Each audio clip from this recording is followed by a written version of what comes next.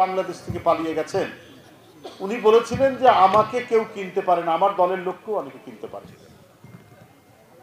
এখন দেখছি যে সবার আগে উনি কেনা বেচা হয়েছে এবং উনার ঘনিষ্ঠ ব্যবসায়ী আওয়ামী লীগের লোক শুধু বাংলাদেশেই দখলবাজি, চাঁদাবাজি, লুটপাট, ব্যাংক আত্মসাৎ, ব্যাংক দখল এটা করেনি।